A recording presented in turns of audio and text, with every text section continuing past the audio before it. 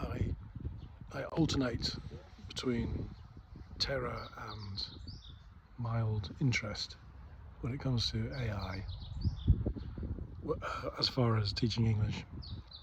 On the one hand, I think it's going to eat our dinner as English teachers. You see it already, AI is nibbling at the edges. It's, really good. Well, really good. I mean, it's, what you call it? Duolingo is an example of a gamified language learning, and although I find it rather tedious, I use it for practicing my Japanese. I do find it very tedious, but then you do a little bit every day, and I am seeing some improvement in my admittedly very poor Japanese. That's just the beginning. You could use ChatGPT already to practice speaking English, and people wiser than me are finding ways to learn English without having an English teacher. But so that, on one hand, that seems really scary. On the other hand, I mean, AI might be opening up the market to people who never thought of practicing English, and in a good way, they could be using AI for the very tedious stuff. In the way that I use AI for the tedious stuff, I hate messing around with ga and wa in Japanese. But I'm getting better at it because I keep doing the Duolingo lessons. I just do the 5 minutes a day, and I don't play their silly bells and whistles. Oh, rise up the Silver League, and somebody you've never heard of is ahead of you, blah blah blah. Oh, compete with your wife, compete with your child. I just ignore all that and just do one lesson a day. And I'm finding it quite useful. Anyway, my point is that might be taking away some people, but it might also be expanding the market. So therefore, as an English teacher, how can we can't say AI is no good, don't use it, because it does clearly have benefits and people are going to be using it more and more. So being a self-employed teacher like myself, it's I realise that maybe the best defense against AI, not foolproof, but if I were working for a Kaiwa chain, or even more so a Juku, I think I'd be really nervous that AI was going to eat my lunch, and certainly management would be looking for ways to get rid of you and replace half your lessons with an AI bot. But if you are teaching English for yourself, I think what happens is you might get somebody who's started learning English on Duolingo or using ChatGPT or whatever the latest thing is, and then they want to challenge themselves with a real human. Then you can step in. And you can do that as a self-employed person. You can, just like AI modifies itself for your specific needs, you can do the same. And you have the added advantage that you are more interesting than ones and zeros. Let's hope. That's not maybe very encouraging for somebody who works for a chain school or a big organization, but frankly, you shouldn't work for those places anyway. Get the hell out.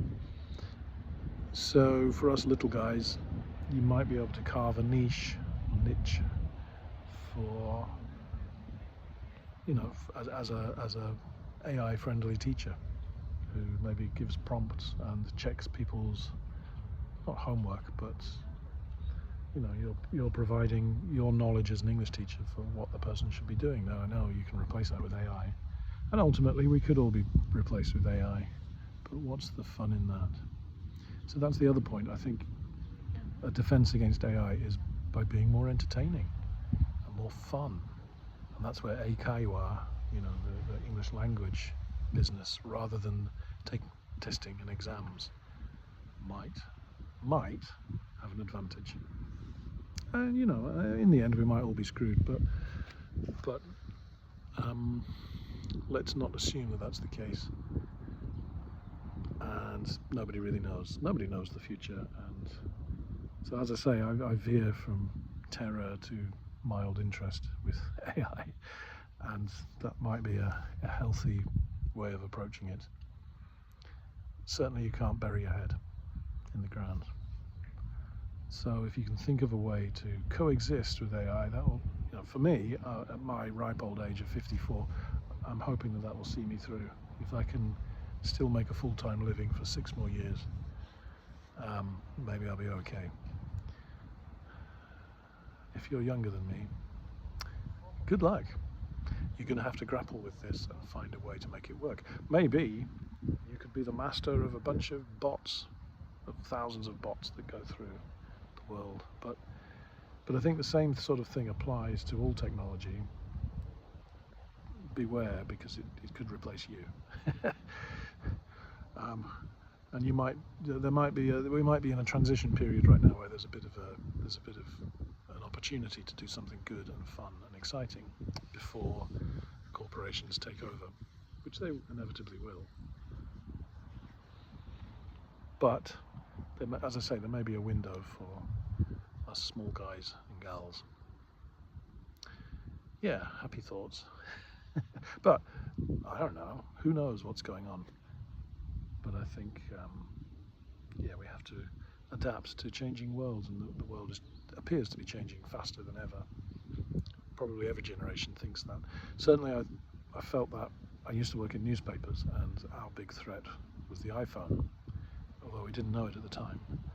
But once the iPhone came out, before the iPhone and mobile technology, we were convinced that yes, we were aware that newspapers are old-fashioned, but they're still mobile and they're the best technology. You can fold it up and put it under your arm, and you can go to the toilet with it. Ha ha ha! You can't use computers in the toilet. Tee hee hee.